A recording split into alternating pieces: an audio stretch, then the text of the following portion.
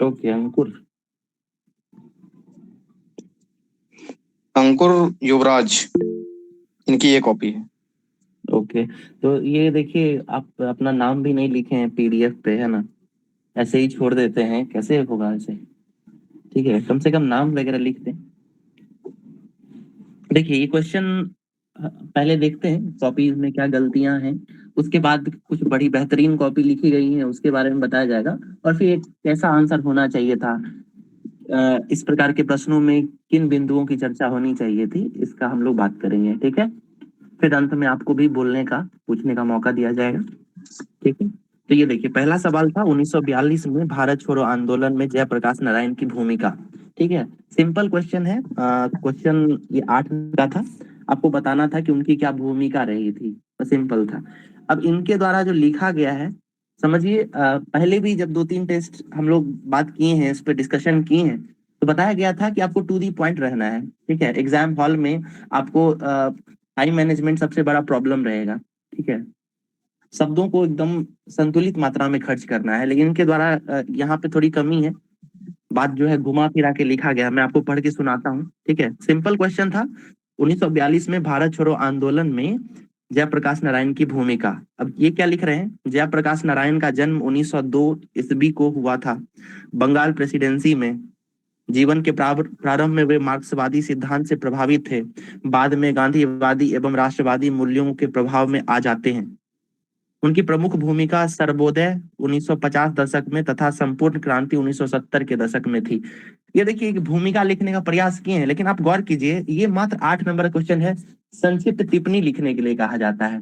ठीक है, यहाँ कहीं आपको ये नहीं कहा गया है कि आप उनका पूरा, उनकी जीवनी का विवरण दें या उसका मूल्यांकन करें। इस प्रकार का सवाल रहे तब आप इधर उधर की बातें कर सकते हैं। यहाँ आपको सटीक जो है सीधा 1920 और उसमें जयप्रकाश नारायण की भूमिका बतानी थी। कुछ नहीं समझ में आता है तो सिंपली आप भूमिका में ये लिख सकते थे कि 1942 के भारत छोड़ो आंदोलन में जयप्रकाश नारायण की महत्वपूर्ण भूमिका रही थी। सिंपल छोड़ सकते हैं इतना पे भी, है ना? अगर कुछ नहीं समझ में आ रहा है तो आप ऐसे भी छोड़ सकते हैं। अब इसमें ये मार्क्सवादी विचारधारा, संपूर्ण क्रांति, इन सब का कोई गुंजाइश नहीं है। ठीक है, अब इससे नुकसान क्या होगा कि पहले अगर आप इधर उधर की बातें बना चुके होंगे और फिर जब आप मेन फैक्ट पे आएंगे ना, तो उसमें भी आते आते भी आपके बहुत सारी समय जो है बर्बाद हो जाएगी। ठीक है, तो इसलिए इन चीजों का थोड़ा ध्यान रखें। शुरुआती दौर है अभी, इस तरह की गलतियां होनी स्वाभाविक है। सिंपल जो पॉइंट्स हैं, 4-5 पॉइंट आप यहीं पे जब क्वेश्चन देखें वहीं ब्लूप्रिंट बना लीजिए। ठीक है, जैसे जेपी की भूमिका क्या रही होगी 1942 में, बना लीजिएगा। पहला तो गुप्त क्रांतिकारी गतिविधियों को जारी रखते हैं, आजाद दस्ता का फॉर्मेशन करते हैं। 1942 के समय में जो युवा वर्ग है, ठीक है, जिनको मतलब गांधी जी के चले जाने के बाद, या कांग्रेस के जो प्रथम पंक्ति के नेता है उनके चले जाने के बाद, जो वो युवा वर्ग है उसको समझ में नहीं आ रहा है कि अब क्या करना है। तो ऐसी परिस्थिति में युवाओं का उचित मार्गदर्शन करते हैं, है कि नहीं? एक क्रांति का स्वरूप देते हैं उसको, सशक्त क्रांति का, है कि नहीं? इन सब चीजों का आपको चेक करना था 1942 में, तो यही सब हुआ था ना। आपको आगे पीछे का बात नहीं करना है। ठीक है, तो इसका थोड़ा सा आप लोग ध्यान रखिएगा। बात जो है अंत में जाकर 1-2 पॉइंट वो ठीक भी लिखे हैं, जैसे में देखिए भूदान आंदोलन ये सब जोड़ दिए हैं, इसका यहाँ पे कोई जरूरत नहीं है। आप एकदम स्ट्रिक्ट रहिए, जो डिमांड है उसके अनुसार ही। हो सके तो आप कम ही लिखिए आंसर, है ना? 150 वर्ड नहीं पुराइए, 100 ही सब इनका लिखिए। माइक ऑन है। लेकिन उसको म्यूट म्यूट कर लेंगे सारे लोग प्लीज। माइक उसको म्यूट करेंगे, डिमांड, आवाज आती है ना पीछे से आपकी। वो ठीक, डिमांड ओके के सर। अनुसार लिखें। ठीक है, फिर अगला देखिए, राम मनोहर लोहिया के समाजवाद की प्रमुख विशेषता। सिंपल क्या है, आपको राम लोहिया के बारे में बताना है, 1 लाइन 2 लाइन। फिर समाजवाद को लेकर उनकी क्या विचार थी उसके बारे में बताना है। अब इसमें भी है, शुरुआत में काफी बात बनाया गया है। ठीक है, तो इन सब चीजों का आपको थोड़ा ध्यान देना होगा, है ना? और थोड़ा प्रेजेंटेशन पे ध्यान दें, है ना? आप सोचिए कि इस तरीके की कॉपी आपकी मिलती है, ये 8 नंबर वाला क्वेश्चन है। अब इसको आप थोड़ा अगर प्रेजेंटेशन पे ध्यान देंगे, ठीक है, भूमिका जो है आप कैसे यहाँ पे लिख दें, और उसके बाद अगर उनके विचारों को प्रस्तुत करना है, तो विचार में क्या होगा, एक बार यहाँ पे सामने गोल बना के इसमें विचार लिख दीजिए, और इस तरीके से ऐसे भी किया जा सकता है। ठीक है, तो इन सब चीजों को आपको ऐड करना होगा। ठीक है, बहुत सारी कॉपीज आएंगी, कुछ अलग आपका कॉपी नहीं रहेगा। तो कंटेंट में भी प्रॉब्लम है आपके कॉपी में, विशेष करके थोड़ा पढ़ने की जरूरत है, और उसको प्रश्न के अनुरूप लिखने की कोशिश करें। ठीक है, फिर 1942 में भारत छोड़ो आंदोलन में बिहार की भूमिका। सारे प्रश्नों को भी नहीं लिखे हैं आप, है ना। तो ये दिक्कत तभी आती है जब आपके पास समय का उचित प्रबंधन नहीं होगा, है ना। टाइम मैनेजमेंट अगर सही रहेगा तो आप लिख पाएंगे। अगर अगर आपको बिल्कुल नहीं आता है तो आपने पीटी के टाइम में कुछ तो उस विषय के बारे में पढ़ा होगा, है ना। जैसे सोचिए कि एक क्वेश्चन था आपको कर्पूरी ठाकुर के बारे में, है ना। उनको भारत रत्न मिला है। अब इतना सिंपल क्वेश्चन दिया, उनके विचारों के बारे में भी नहीं पूछा गया था। क्वेश्चन दिया गया था कि उनकी क्या उपलब्धि रही है।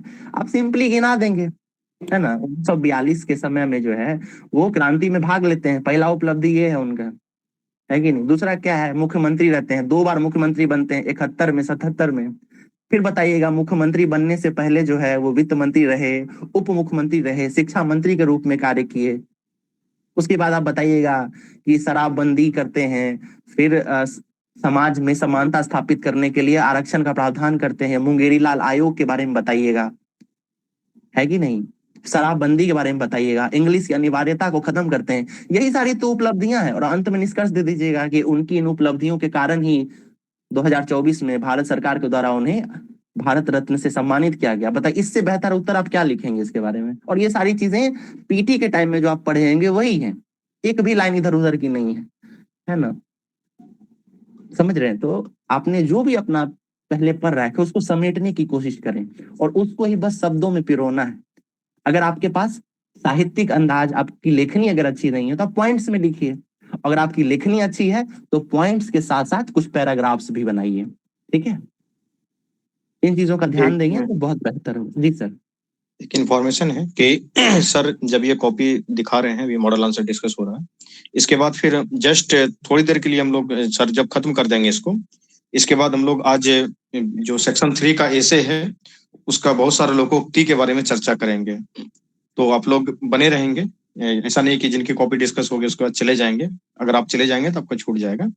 जैसे है क्या कहते हैं कि कोयला से हीरा, कीचड़ से फूल, इस तरीके के बहुत सारी है, आप सुने होंगे, हड़बड़ी में बिया, कनपट्टी में सिनूर। तो इन सब चीजों की अभी जो है कि हम लोग चर्चा करना स्टार्ट करेंगे, तो बने रहेंगे। Okay sir. जी ठीक है सर, हम संक्षिप्त में ही लेंगे क्लास।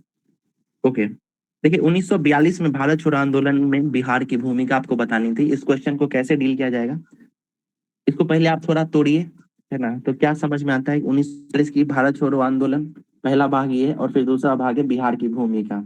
ठीक है, कुछ नहीं समझ में आता है तो इस तरीके से आपको क्वेश्चंस को ब्रेक करना है। अब इसमें समझिए 1942 के भारत छोड़ो आंदोलन, इसके बारे में आप इस क्वेश्चन में क्या क्या लिख सकते हैं। आप इसमें आप कारण बता सकते हैं, है कि नहीं। शुरुआत में किस तरीके से आंदोलन की प्रगति रही वो बताएंगे। क्या बताइएगा इसमें प्रगति के बारे में, यही बताइएगा कि 1942 के आसपास जो है कांग्रेस का वर्धा समिति का जो सम्मेलन हुआ है उसमें भारत छोड़ो आंदोलन की पृष्ठभूमि तैयार होती है। उसके बाद आप बताइएगा कि 8 अक्टूबर को ग्वालियर टैंक में जो है गांधी जी का आह्वान किया जाता है, करो या मरो का नारा दिया जाता है कि नहीं। ऑपरेशन जीरो आवर के तहत जो है प्रथम श्रेणी के सभी नेताओं को गिरफ्तार कर लिया जाता है।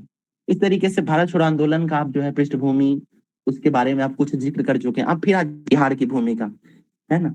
ये आपको आधे से एक पन्ने में 1942 की क्रांति के बारे में बताना है, और सीधे फिर बिहार की भूमिका आ जाएगा। बिहार की भूमिका में क्या क्या बात कीजिएगा, तो बिहार में क्या क्या हुआ था सबसे पहले बात कीजिएगा आप।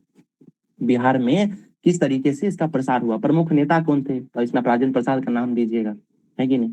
उसके बाद उनको गिरफ्तार कर लिया जाता है, उसके बाद क्या क्या होता है। अब 11 तारीख को देखिए सचिवालय हत्याकांड हो रहा है, गोलीकांड हो रहा है, उसका आपको विस्तृत चर्चा करना, एक पैराग्राफ लिखना है आपको। उसमें WG आर्चर का जिक्र करेंगे आप, 7 लोगों को उसमें जो है गोली मार दिया जाता है, इसके बारे में चर्चा करेंगे।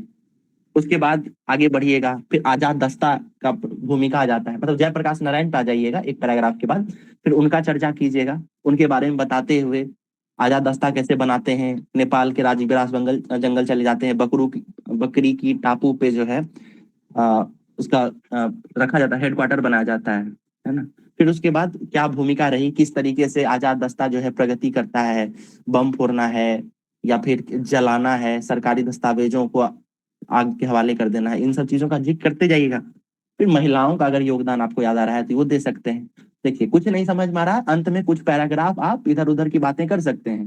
किसानों का महत्वपूर्ण भूमिका रहा, छात्रों का रहा, है ना, वकीलों का राज, जो दिमाग में आ रहा है एक डायमेंशन बना के दे सकते हैं। छात्रों की क्या भूमिका रही होगी, छात्रों की भूमिका रही होगी उसको विकराल और प्रसार देने में, है ना, महिलाओं का योगदान आप उसमें लिखेंगे। इस तरीके से इस क्वेश्चन को डील किया जाएगा। ठीक है, अगला है बिहार में 1857 से 1947 तक पश्चिमी शिक्षा का विकास। ठीक है, अब देखिए यहाँ पे पहले तो भूमिका में थोड़ा आपको ध्यान देना होगा। अभी इस क्वेश्चन में विशेष क्या किया जा सकता है ये समझिए। बीपीएससी में आप गौर करेंगे, जब से मेंस शुरू हुआ है ये क्वेश्चन जो है उसका फेवरेट है ना कहीं हर दूसरी बार ये सवाल देता है, तो सभी का ये क्वेश्चन तैयार ही रहता है। तो आपको इसमें कुछ अलग करेंगे तब तो आपको 19, 20, 22 भी मिले, कुछ तो करेंगे इसमें, है ना। क्या क्या किया जा सकता है ये समझिए। एक बेहतर भूमिका दी जा सकती है। ठीक है, भूमिका में किन चीजों का जिक्र करेंगे, सबसे पहले बताइएगा कि ठीक ही लिखे हैं प्राचीन के काल के बारे में, आप ठीक बोल लिखे हैं कि बिहार प्राचीन काल से ही शिक्षा का महत्वपूर्ण केंद्र रहा है। ठीक है, प्राचीन काल में नालंदा, विक्रमशिला, उदंतपुरी आदि विश्वविद्यालय स्थापित किए गए थे जो शिक्षा के प्रमुख केंद्र है। फिर मध्यकाल में मुस्लिम आक्रमणताओं के कारण शिक्षा के स्थिति में कुछ पतन अवश्य हुआ, परंतु फिर भी सूफी तथा भक्ति आंदोलन, मतलब सूफी तथा भक्ति कवियों के द्वारा शिक्षा का या शिक्षा का जो है यहाँ पर प्रसार किया जाते रहा। फिर इसमें आधुनिक काल में आ जाइएगा कि आधुनिक काल में भी उपनिवेशिक शासक ने अपने हितों से प्रभावित होकर बिहार में पाश्चात्य एवं तकनीकी शिक्षा के प्रसार पर विशेष बल दिया। ये इसका भूमिका हो गया। अब इस भूमिका को भी जो है आप 2 पैराग्राफ में बांट दीजिए। ठीक है, पहला पैराग्राफ में आप प्राचीन काल और फिर मध्यकाल का चर्चा करेंगे, और पैराग्राफ चेंज करते हुए पश्चात शिक्षा और आधुनिक काल पे आ जाइए। समझ रहे हैं आप, है कि नहीं। सीधा आप डिमांड पे आ गए, अब इसमें कुछ नहीं करना है, बाकी सबका मसाला सेम ही होगा, है ना, सब लोग वही लिखेगा। 1813 से भारतीय शिक्षा का नींव पड़ता है ना। कुछ लोग तो और भी पीछे चले जाते हैं ना, जैसे आज मैं कॉपी चेक कर रहा था, बहुत बेहतर लिखा हुआ था, मुझको नाम नहीं याद है, उसमें वो संस्कृत विश्वविद्यालय जो बनारस में खुला था जोनाथन डंगन के द्वारा, उसका भी चर्चा कर रहे हैं वो। फिर कलकत्ता में मदरसा स्थापित होता है 1791 में, उसका चर्चा कर रहे हैं। Hello sir. हाँ बोलिए सर लेकिन प्रश्न जो है ना बिहार विशेष ही था। हाँ तो आउटसाइड भी दर्शा सकते हो इंडिया के बारे में ये वो। मैं क्या बता रहा हूँ कि आज मैंने एक कॉपी देखी थी, उसमें इन चीजों को डाला गया था। ठीक है, मैं इस पे चर्चा कर रहा हूँ, ठीक है ना। ओके देखिए 2 चीजें, ये क्या है, विकास से कुछ बोलना चाह रहे हैं सर। 1857 से 1947 के बीच में है, तो पुराना सब चीज का भी जिक्र कर सकते हैं क्या इसमें, जब प्रश्न में पूछा 1857 से बिल्कुल बिल्कुल, अभी हम बताएंगे। ठीक है, देखिए कैमरा ऑन कर लें थोड़ा सा, ये सारे बच्चे कैमरा तुरंत ऑफ कर देते हैं, ऐसा क्या है। ललन, विकास, सोनू, गोविंद, सीराज, इरफान, रश्मि, रितु, शिवानी, नेहा, धनंजय, अतुल, वर्किंग पर्सन हूँ, इसीलिए मैं क्या कहते हैं ऑफ कर रखा हूँ कैमरा, नहीं तो ऑफ नहीं करता मैं। कहाँ आप ऑफिस में हैं? हाँ मैं इंडियन रेलवे में हूँ गुरसगार में, तो मेरी ड्यूटी अभी जस्ट क्या कहते खत्म हुई है। तो मैं लेक्चर कल भी मैं क्या कहते ट्रेन में था तब सुन रहा था, और आज भी मैं ट्रेन में हूँ, इसीलिए और कोई बात नहीं। ट्रेन में है, ओके। लेकिन सारे बच्चे तो बिल्कुल इसीलिए ठीक है ना, ओके। और इसीलिए अभी तक मैं सबमिट नहीं कर पाया हूँ कॉपी वगैरह टेस्ट वगैरह, मैं करूंगा कल से सबमिट करूंगा। जी आप लोगों को समझ में आ रहा है ना हम जो कह रहे हैं, वो है कि नहीं, जा रही है ना आप लोगों तक। ओके सर, कंटिन्यू किया जाए। देखिए 2 चीज आई, पहले तो ये ललन बता रहे थे कि आपको बिहार के परिप्रेक्ष्य में लिखना है, ठीक है, और दूसरा ये बता रहे थे कि 1857 के बाद लिखना है। अब हमको एक बात बताइए कि अगर 1857 के बाद ही लिखना है तो भूमिका में आप लोग फिर प्राचीन काल के बारे में जिक्र क्यों करते हैं, सीधा ही वहीं पे आ जाइए। क्यों लिखते हैं कि प्राचीन काल में बिहार शिक्षा का केंद्र रहा है ना। मतलब एक क्वेश्चन जब आप फ्रेम करते हैं, आप, मैंने पहले भी बोला है कि इतिहास में अगर कोई घटना होती है तो उसके पीछे एक पृष्ठभूमि होती है, एक कारण होता है ना। आप सीधा तो उस पर नहीं आ जाएंगे ना, ये मेंस है कि नहीं। तो आपको पहले उसके भूमिका का मतलब ही है कि भूमिका बनाना। अब आप कुछ कहने वाले हैं, है ना, ट्रेलर प्रस्तुत कर रहे हैं आप, है कि नहीं, तो उसमें आप ये सब जिक्र करेंगे। उसके बाद 1857 में या 1857 के बाद क्या शिक्षा में प्रगति हुई, वो अचानक प्रगति तो नहीं हो गई होगी, है ना। ऐसा तो नहीं होगा कि अचानक ही बिहार में जो है पटना विश्वविद्यालय खुल गया होगा, है कि नहीं। पहले कोई सूक्ष्म कोई छोटा प्रयास किया गया होगा। तो आपको इसका पूरा व्याख्यान नहीं करना है, लेकिन आपको उसके बारे में संक्षिप्त चर्चा करनी होगी। मैं वही कह रहा था कि आप अगर संस्कृत विश्वविद्यालय या मदरसा का जिक्र ना भी करें, लेकिन फिर भी 1813 के एक्ट के बारे में आपको बताना ही पड़ेगा, है कि नहीं। क्योंकि बिहार में शिक्षा का जो नींव पड़ा है आधुनिक शिक्षा का, वो 1813 के एक्ट के बाद ही पड़ा है। उसी में 1 लाख रुपए का प्रावधान था, है कि नहीं। परंतु सही बात है कि वो 1 लाख रुपया जो है बहुत सालों तक खर्च नहीं हो सका। डाउनवाल फिल्ट्रेशन थ्योरी और उससे पहले जो है आंग्ल प्राच्य विवाद के कारण ये रुका रह गया। तो आप इन सब चीजों का जिक्र नहीं करेंगे, बट आप ये तो जरूर बताइएगा ना कि 1813 में जो है शिक्षा का नींव पड़ा है कि नहीं। तो वही मैं कह रहा था कि शुरुआत में आप इसका जिक्र करेंगे, फिर मैकॉले का जो मिनट आया है, मैकॉले की जो शिक्षा नीति है उसके बारे में संक्षिप्त चर्चा करेंगे, एकदम संक्षिप्त, 1 से 2 लाइन में ही वो खत्म हो जाएगा, है ना। उसमें भी क्या लिखेंगे आप कि 1835 के आसपास जो है मैकॉले की जो शिक्षा नीति आई, उसके तहत बिहार के कुछ प्रमुख स्थानों का जिक्र करते हुए वहां पे जिला स्कूल या कुछ स्कूल खोलने का जो है प्रावधान किया गया था, विद्यालय खोला गया था। बस उसके बाद आपको सीधा 1857 में आ जाना है। लेकिन 1857 से पहले जो है वुड्स डिस्पैच का अगर चर्चा नहीं कीजिएगा तो कैसे पूरा होगा। ये सबसे बड़ा, इसको शिक्षा का मैग्ना कार्टा कहा जाता है। अब ये है तो 1857 से पहले, लेकिन आपको इसका चर्चा तो करना पड़ेगा। इसी के कारण, वुड्स डिस्पैच के कारण ही तो बिहार में विश्वविद्यालय खुला है ना। आप इसका चर्चा करेंगे। उसके बाद जो है फिर बिहार में जो भी शिक्षा के क्षेत्र में प्रगति हुई है, कहाँ कोई स्कूल खोला गया है, कहाँ कोई विद्यालय खोला गया है, पूसा एग्रीकल्चर कॉलेज है।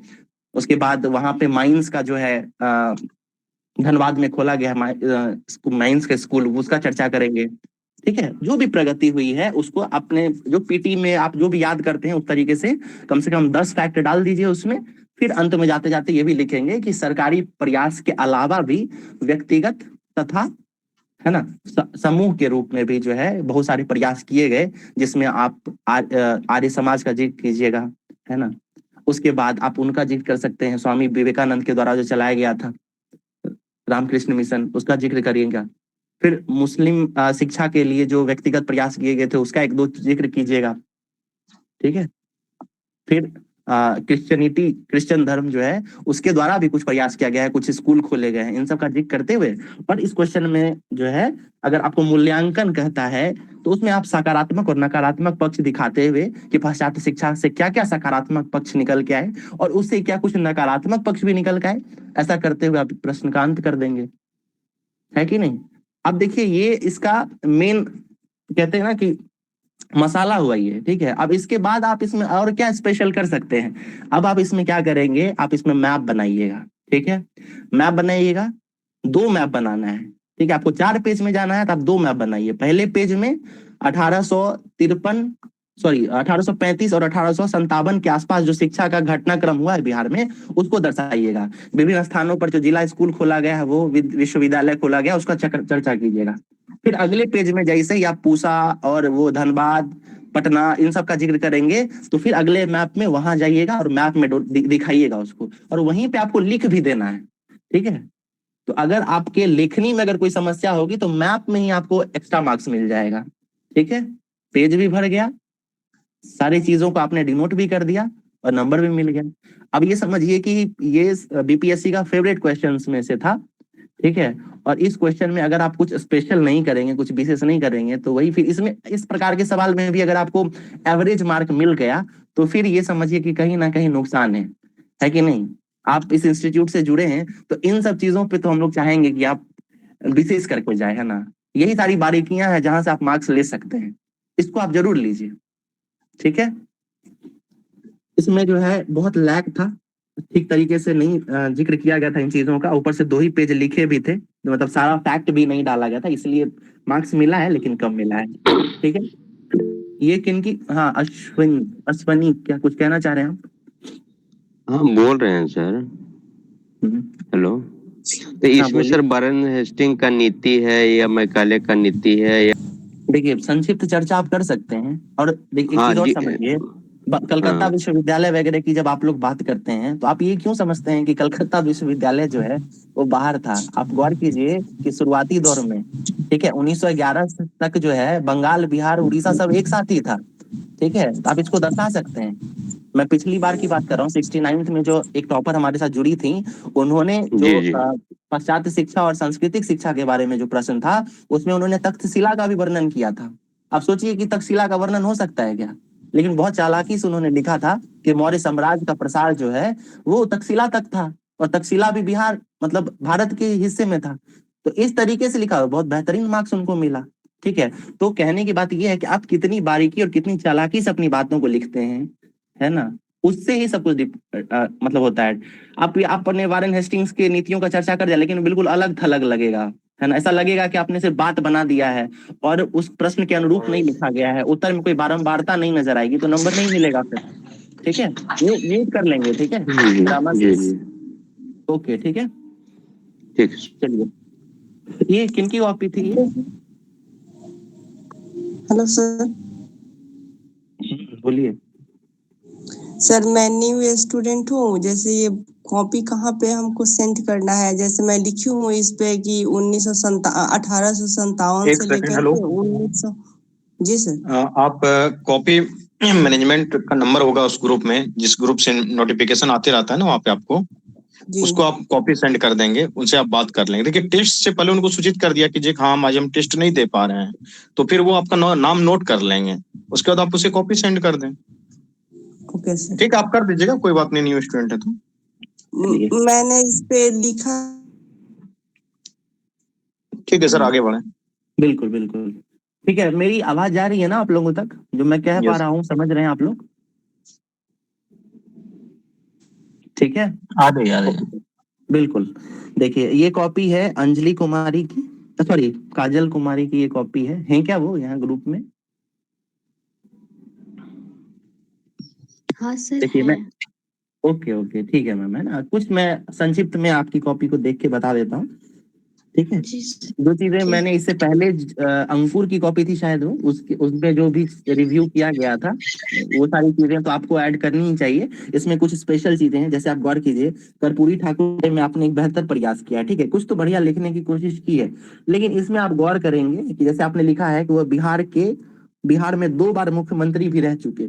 अब जैसे ही 2 बार लिखे तो आपको साल डिनोट कर देना है। मैंने हमेशा कहा है कि संक्षिप्त जो क्वेश्चन होता है 8 नंबर वाला, उसमें आप जितने फैक्ट्स डाल सकते हैं आपके मार्क्स बूस्ट होंगे। ठीक है, साल आपको डिनोट करना होगा। ठीक है, जहां जहां फैक्ट आप डाल सकते हैं उसको डालते जाइए। मैंने जैसे लास्ट टाइम याद कीजिए, जब 1773 के एक्ट के बारे में हम लोग चर्चा कर रहे थे, उसमें बहुत सारे लोगों ने ये एक पॉइंट लिखा था कि बंगाल के गवर्नर जनरल के पद को बंगाल के गवर्नर जनरल पद के रूप में परिवर्तित किया गया, और इतना लिख के वो छोड़ दिए थे। वहीं मैंने आपको बताया था कि वहीं आपको एक पॉइंट ऐड करना है कि वारेन हेस्टिंग पहले गवर्नर जनरल ऑफ बंगाल बनाए गए। फिर कुछ लोगों ने लिखा था कि 1774 में कलकत्ता में सुप्रीम कोर्ट की स्थापना की गई। वहीं मैंने आपको बताया था कि आप एडिशनल फैक्ट में उसके चीफ जस्टिस एलिजा एम्पे का नाम लिखेंगे, है ना। यानी ये फैक्ट्स ऐड करने से क्या होगा, आप ये नहीं भी लिखेंगे फिर भी आपका आंसर सही माना जाएगा। लेकिन आपने अगर ये फैक्ट्स ऐड कर दिया तो मार्क्स देने वाले की मजबूरी हो जाएगी, है ना, कि उनको लगेगा ना कि आपको उस क्वेश्चन की बारीकियां भी पता है कि नहीं। और आप सिंपल सोचिए ना कि ये लिखना मुश्किल है, फैक्ट्स तो आपने पीटी में याद कर ही रखा है कि नहीं। फैक्ट्स के लिए आपको एक्स्ट्रा कहाँ करना है मेहनत, वो तो आपने पीटी में याद कर रखा है, तो आपको यहाँ बस उसको जोड़ना है, लिखना है, यही कलाकारी करनी है।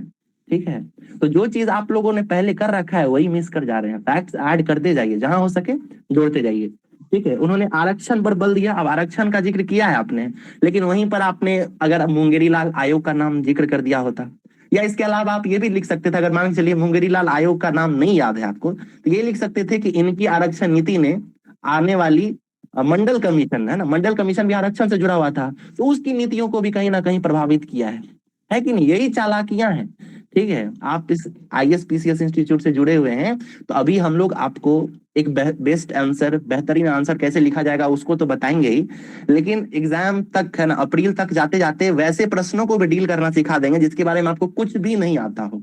ठीक है, जिसके बारे में आपने नहीं सुन रखा होगा उसको भी किस तरीके से लिखा जाए, उतना कैपेबल बन जाएंगे आप लोग। ठीक है, तो अभी जो भी चीजें बताई जाती हैं उसको आप लोग हर अगले टेस्ट में ऐड ऑन करते जाइए। जैसे लास्ट टाइम आपको फैक्ट्स ऐड करने बोला गया था, अब फिर इस टेस्ट में वही बातें बताई जा रही हैं, है ना। इन चीजों को अपने तरफ से ध्यान दीजिए। जो लोग अपना आंसर ठीक से नहीं लिख पाते हैं, पूरा नहीं कर पाते हैं, उनको विशेष अभी पढ़ने की जरूरत है। ठीक है, आप समझिए, बहुत लोगों का ऐसा क्वेरी आता रहता है कि हम लिख नहीं पा रहे हैं, है ना, पूरा नहीं हो पाता है, आंसर नहीं लिख पाते हैं, टाइम मैनेजमेंट नहीं हो पाता है। आप समझिए कि आंसर राइटिंग है क्या।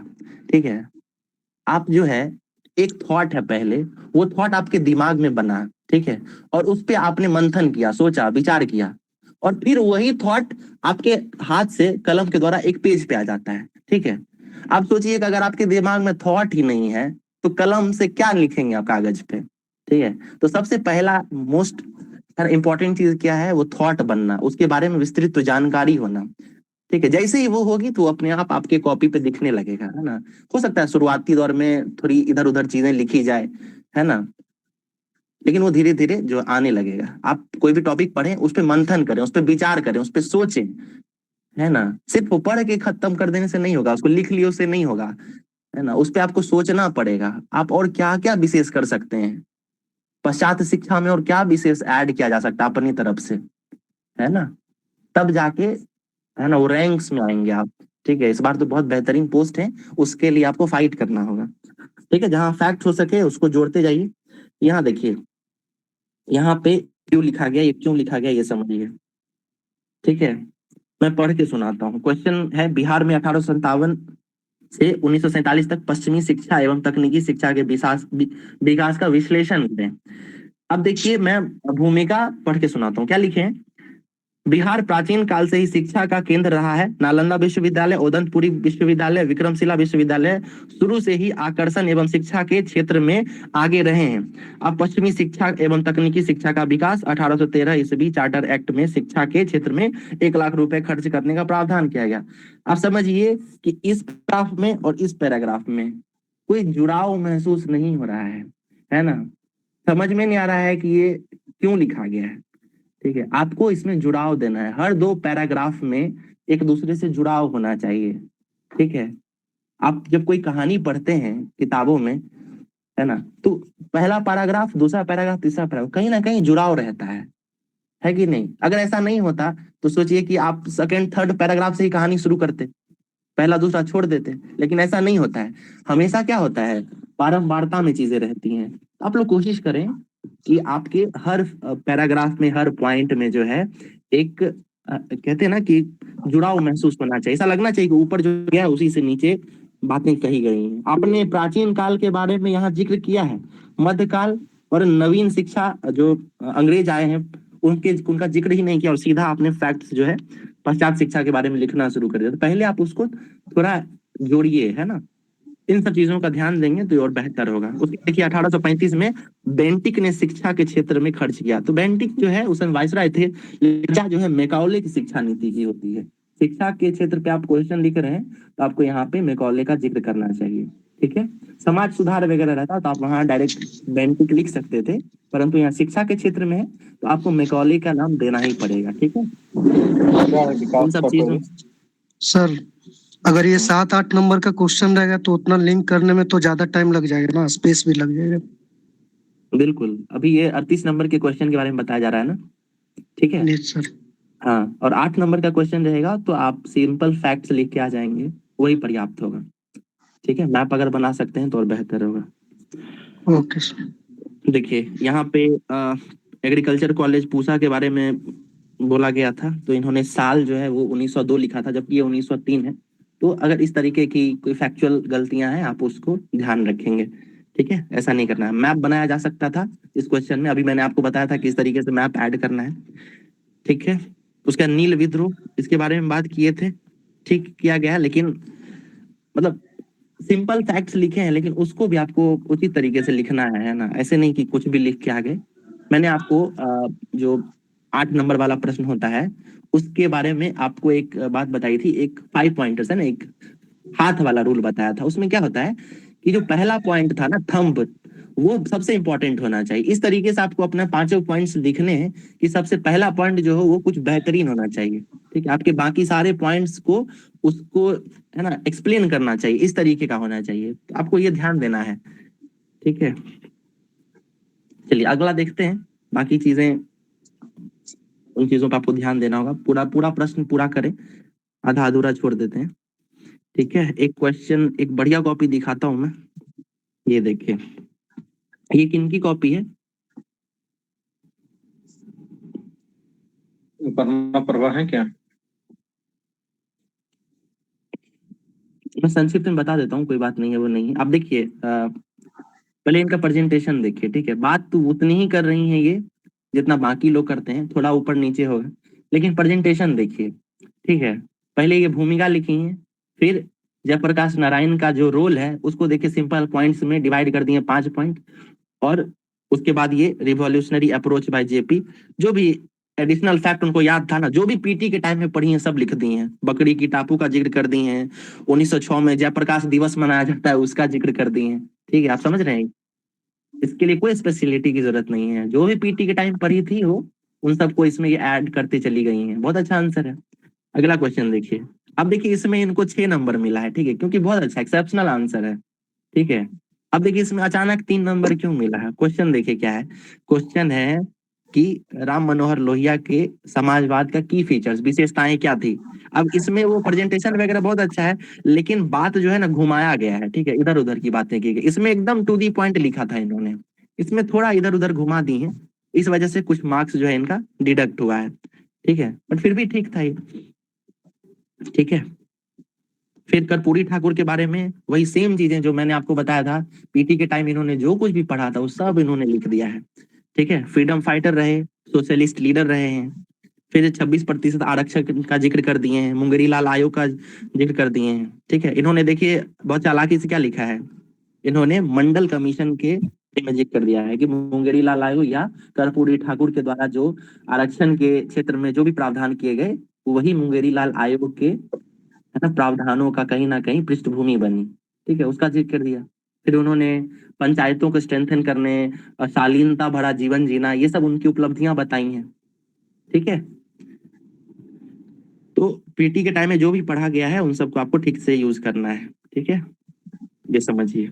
फिर ये क्वेश्चन है वेस्टर्न एजुकेशन वाला। इन्होंने देखिए शुरुआत उसी तरह भूमिका दी है, प्राचीन, मध्यकाल और मॉडर्न। ठीक है, इन सबको लिंक करते हुए इन्होंने लिखा है। फिर देखिए एक संक्षिप्त पैराग्राफ 1813 1835 का इन्होंने जिक्र कर दिया है। और मेन जो है, जैसा कि अभी कह रहे थे कि 1857 के बाद की ही चीजें लिखनी है, तो लिखी 1857 के बाद की ही चीजें हैं, विस्तृत चर्चा उसका ही किया गया है, लेकिन संक्षिप्त में इन्होंने ये सब बता दिया है। अब यहाँ से जो है ये अपने प्रश्न की मेन डिमांड पे आ गई है। 1758 से 1812 पहला फेज इन्होंने ये जिक्र किया है, फिर 1813 से 1853, फिर 1854 से 1900, इस तरह से करते हुए इन्होंने जिक्र कर दिया है। ठीक है, मैप। और देखिए सिंपल फैक्ट डाल दिए, साल लिख के सामने क्या हुआ था उस साल में उसका जिक्र कर दिए, और कुछ नहीं करना है इसमें। यही अप्रोच रखना है आप लोगों को भी। ठीक है, एक मैप बना दीजिएगा तो आपको एक्स्ट्रा मार्क्स दे देगा, बूस्ट कर देगा। फिर क्विट इंडिया मूवमेंट में बिहार की क्या भूमिका रही, इसके बारे में इन्होंने लिखा है। ठीक है, तो अभी देखिए आपका फिर एक और क्लास होने, हाँ जी बोलिए राहुल, आपको कुछ कहना है क्या?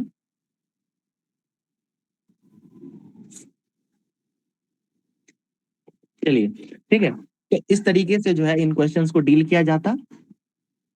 ठीक है, आप लोगों को कोई कुछ कहना है, कुछ प्रश्न पूछना पूछ सकते हैं, फिर हम लोग निबंध पे चर्चा करेंगे। सर कॉपी मेरी एक बार दिखा रहे थे सर, रिव्यू है कर इनका देते। कॉपी दिखा दीजिए। अंकुर की कॉपी तो अभी दिखाए थे ना, पहले तो आपकी मेरी कॉपी सर विकास कुमार सर सिंह। अंकुर मेरी नहीं थी सर, वो किसी और की थी। मेरी यह दिख रही अंकुर टेस्ट 4 लिखा हुआ है, वो मेरी है। एक सेकंड, अंकुर, ओके ओके, नहीं ऐसा देखिए कोई दिक्कत नहीं है। ठीक है, ये सीखने का दौर है। ठीक है ना, ये सर आप ये समझ, मेरी है। बिल्कुल ठीक है, बढ़िया कॉपी था आपका। ठीक है ना, अच्छे अच्छे मार्क्स मिले हैं आपको। यहाँ पे आपकी कॉपी को अगर डिटेल में रिव्यू किया जाता है, आपकी कमियां बताई जाती हैं, तो ये सिंपल समझिए। ठीक है, कि ये आपका कुछ बेहतर होने का है, इसलिए ये सारी गलतियां बताई जाती हैं। ठीक है ना, अभी 3 महीना, लगभग 2.5 महीने का समय है, जिनको कुछ भी नहीं आता है वो भी बहुत बेहतरीन कर सकते हैं, इतना समय है अभी।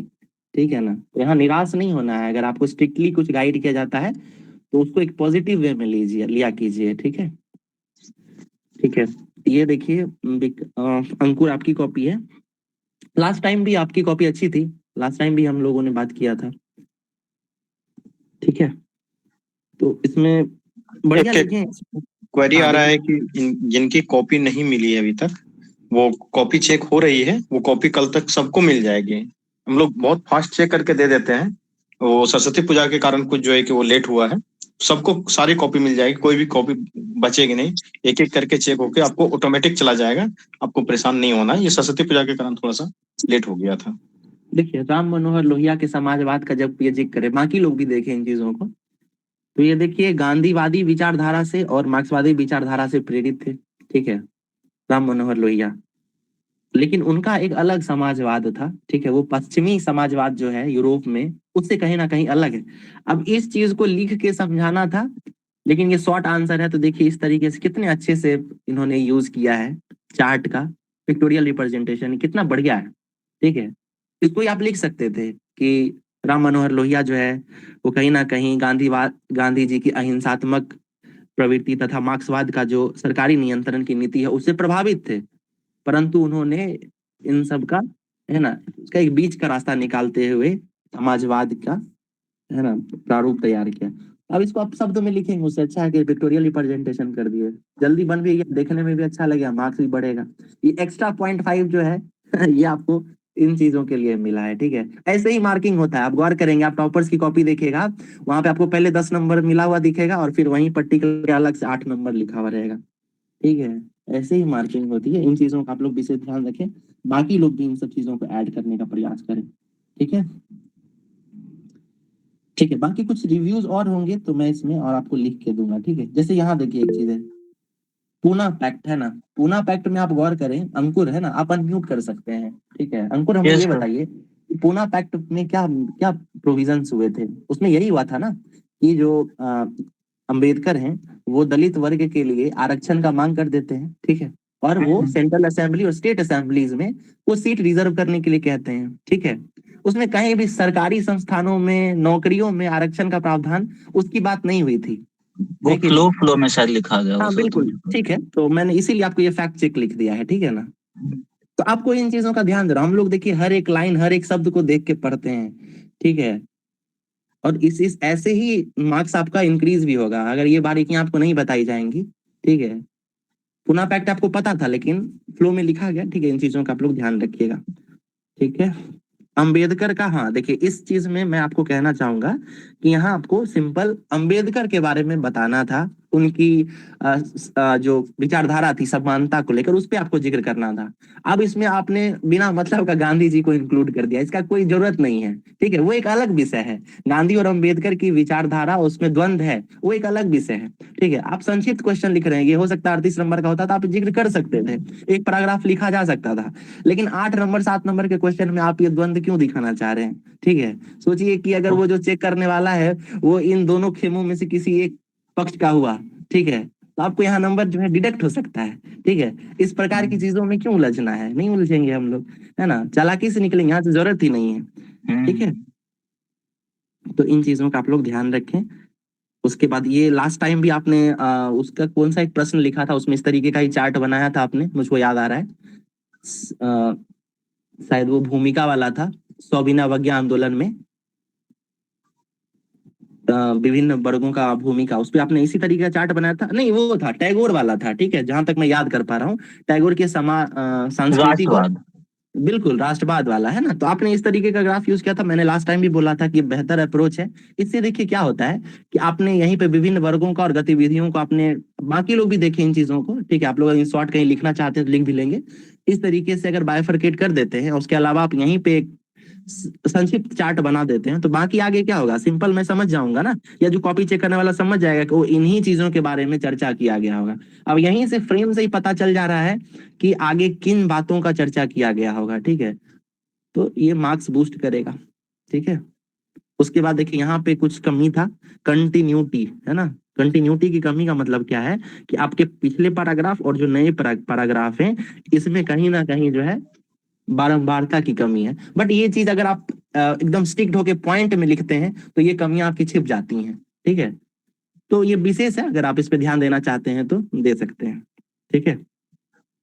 फिर प्राचीन काल में शिक्षा, पश्चात शिक्षा का जिक्र, ये भी बढ़िया लिखा गया आप, ठीक है। और कुछ चीजें जो हैं आपको भी बताई गई थी मैप वगैरह ऐड करने के लिए इसको आप यूज कर सकते हैं। इसमें लिखा गया है इस प्रश्न का बेहतर प्रारूप में लिखा जा सकता था। लिखे आप ठीक ही हैं, फैक्ट तो मैंने बताया आपको कि सब वही लिखेंगे, ठीक है, लेकिन इसका प्रारूप थोड़ा बेहतर हो सकता है। जैसे किस तरह से सर? जैसे कि अभी तो बताया मैंने आपको कि आप इसमें मैप यूज कर सकते हैं, ठीक है। उसके बाद बारंबारता सही से लिख सकते हैं। जैसे कई बार क्या हुआ है कि मतलब साल को जो है ना क्रोनोलॉजिकल ऑर्डर में लिखा कीजिए, ठीक है। पहले क्या हुआ, बाद में क्या हुआ, फिर उसके बाद क्या, उसके बाद मीन्स क्या। जो पॉलिसी जो आया है गवर्नमेंट का उसके अनुसार जो इंस्टीट्यूशन बना है उसको वहीं पे लिख देना है। हाँ बिल्कुल वैसे ही करना है, ठीक है। यही तो प्रगति है। उसके कारण बिहार में क्या हुआ है कि नहीं, उस डिस्पैच के कारण बिहार में क्या हुआ, सैंडलर्स आयोग के कारण बिहार में क्या प्रभाव पड़ा। अब बिल्कुल अलग कर देंगे तो मुश्किल है ना, है ना। वैसे भी आपको बिहार में शिक्षा का जो विकास हुआ उसको जिक्र करना है, तो वहां आपने वो कमीशन का जिक्र नहीं भी किया होता फिर भी कोई दिक्कत नहीं था, ठीक है। लेकिन उस कमीशन का जिक्र करते हुए बिहार में क्या चीजें बदली हैं वो लिखते जाएंगे तो बेहतर होगा, है ना, ये कहा जा रहा है, ठीक है। Okay thank you. ओके, और आपको कुछ कहना है तो आप कह सकते हैं। सर ठीक। ओके जी। हाँ अनीश कुछ कहना चाह रहे हैं क्या आप?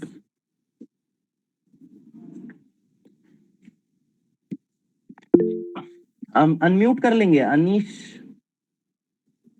सर कह रहे थे कि कभी हमारा कॉपी को भी फीडबैक के लिए लाते सर। बिल्कुल, देखिए बहुत सारी कॉपीज रहती हैं, ठीक है। और जैसे जैसे सामने आता जाता है, मैं ऐसे कोई फिक्स करके तो आता नहीं हूँ आज इनका ही कॉपी देखना है ना, तो जरूर आएगा, ठीक है। कोशिश कीजिए कि कुछ विशेष लिखिए कॉपी में, है कि नहीं, ठीक है ना। ओके देखिए अब मैं हम लोगों ने काफी चर्चा कर ही लिया, मैं संक्षिप्त में। हाँ हर्षवर्धन बताइए। सर मैं टेस्ट लिखने जाता हूँ तो मेरे को याद ही नहीं आता, फैक्ट ही नहीं। तो देखिए उसके लिए सिंपल है, अभी मैंने बताया था आपको कि आपके दिमाग में थॉट नहीं बना है उस टॉपिक को लेके, ठीक है। तो पहले उसको डिटेल में पढ़िए, ठीक है। पढ़ने के बाद एक संक्षिप्त नोट्स बनाइए। संक्षिप्त नोट्स कैसा होता है कि सिर्फ की पॉइंट्स लिखा हो उसमें, ठीक है। और लिखने के समय उसको अपने सामने रखिए, उसके अकॉर्डिंग लिखिए, ठीक है। अभी 2 महीने का समय है, ये चीजें करते जाएंगे तो निरंतर जो है कुछ ना कुछ सुधार आएगा। जी अमीषा बताइए। तो सर सिनॉप्सिस के हेल्प से जो बनाए हैं उसके हेल्प से टेस्ट में लिख सकते हैं? देखिए अगर आप कुछ भी नहीं लिख पा रहे हैं, बेहतर तो ये होगा कि आप सिनॉप्सिस और उसको तैयार कर ले, पहले ही याद करें, ठीक है, वो बेहतर होगा। वही अच्छा तरीका भी है। अगर आप इस टेस्ट सीरीज से कुछ पॉजिटिव लेना चाहते हैं तो आपको यही रूल अपनाना चाहिए कि पहले आप उसको पढ़े, सिनॉप्सिस बनाए, सिनॉप्सिस याद किए और फिर आप लिखे।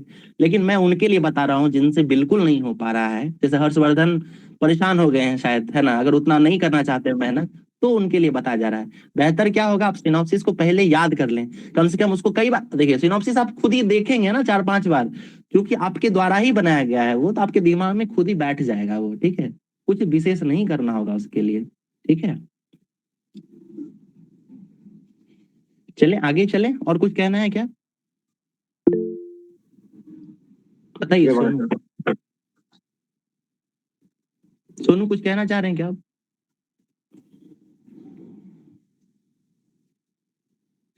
देखिए मैं कुछ कहता हूँ 5 मिनट, उसके बाद फिर सर आगे का बात करें। सर 5 मिनट का समय है क्या? हाँ बिल्कुल बिल्कुल सर, लीजिए, ऐसे भी समय हो ही गया, आप ही ले लीजिए सर आज फिर। ओह अच्छा, ओके सॉरी सर, है ना। नो नो, कोई सुनिए है सर, ओके कंटिन्यू करके खत्म कर दीजिए इसको। जी बिल्कुल। देखिए पहला प्रश्न था कि 1942 के भारत छोड़ो आंदोलन में जयप्रकाश नारायण की भूमिका। हम लोगों ने अभी बहुत सारी कॉपीज के माध्यम से इसका चर्चा कर लिया है, ठीक है। मैं कुछ की पॉइंट्स, कुछ मेन फैक्ट्स बता देता हूँ, बहुत कुछ आप लोगों को समझ में आ भी गया होगा। अगर आपको जयप्रकाश नारायण की भूमिका बतानी है 1942 में, तो आप क्या क्या बताएंगे? सबसे पहले आप ये जिक्र कर सकते हैं कि जयप्रकाश नारायण के द्वारा गुप्त क्रांतिकारी गतिविधियों का संचालन किया गया, ठीक है। एक पॉइंट ये हो गया।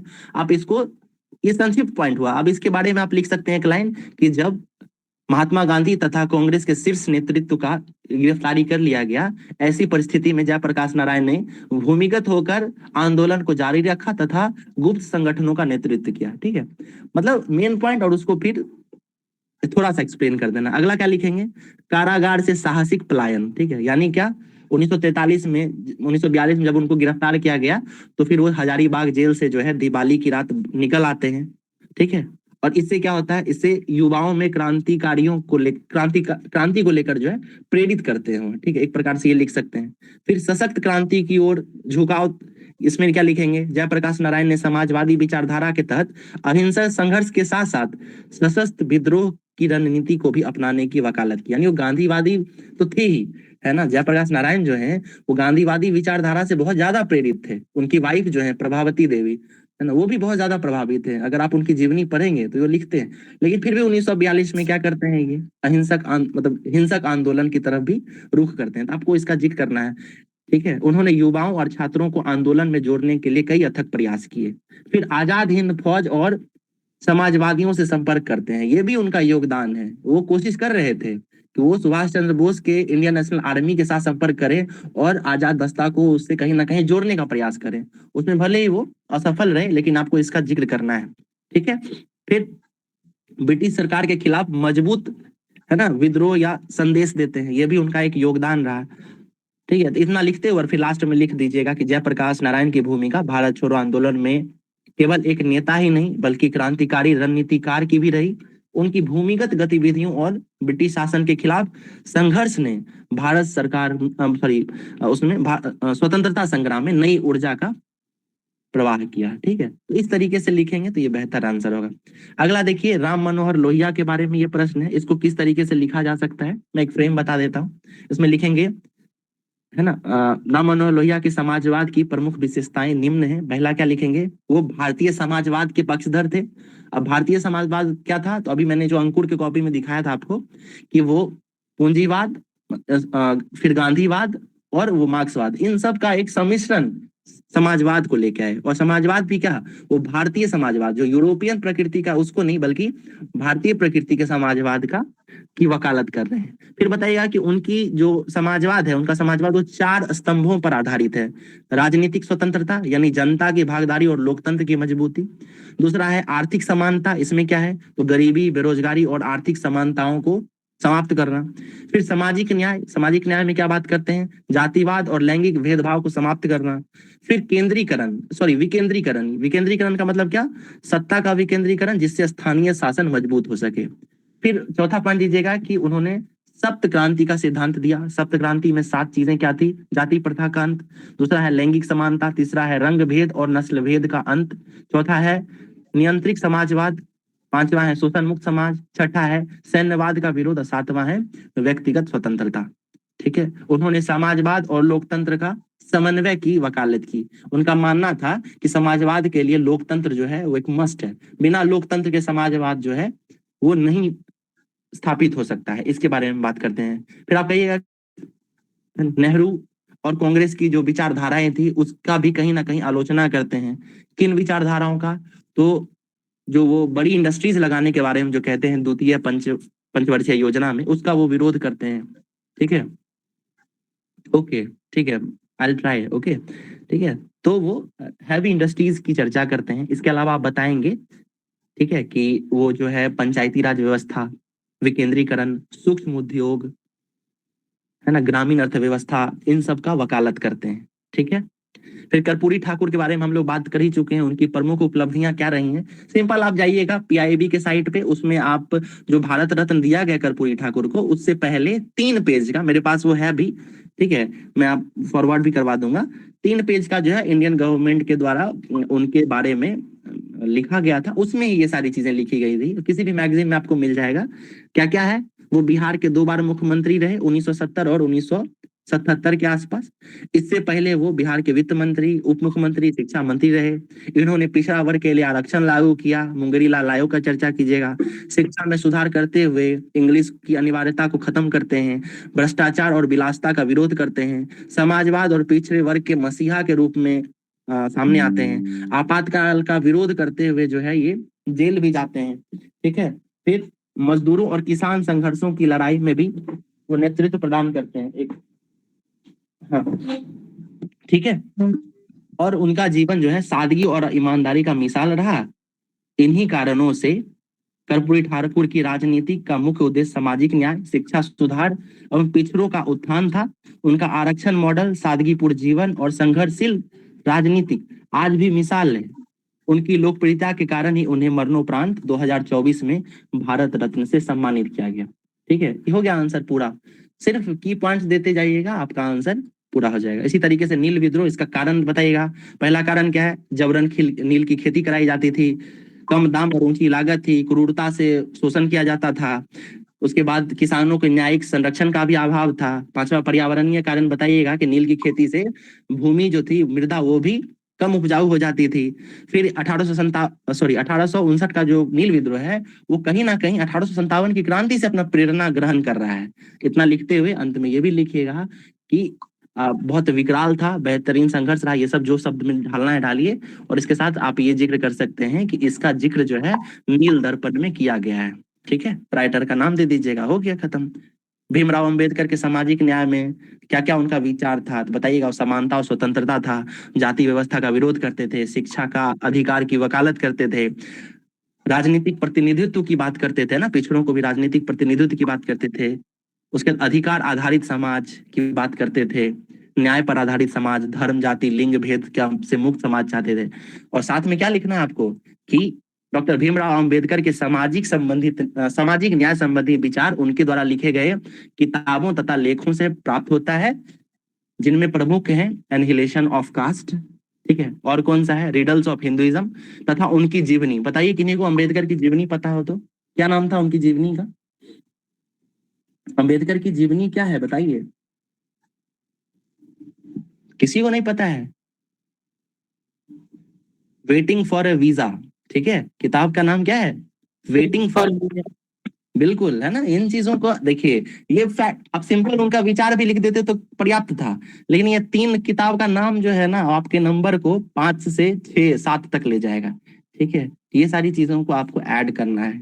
ठीक है, ये हो गया संक्षिप्त क्वेश्चन का भाग, और हम लोगों ने इन सब का चर्चा कर ही रखा है 38 नंबर वाले प्रश्नों का। ठीक है, इस तरीके से आप अपने आंसर को फ्रेम कीजिए। ठीक है, रोज कुछ नए सुधार लाइए अपने अंदर, आपके आंसर्स में दिखना चाहिए। ठीक है, चलिए, और अगर आप लोगों को कुछ कहना है तो बताइए।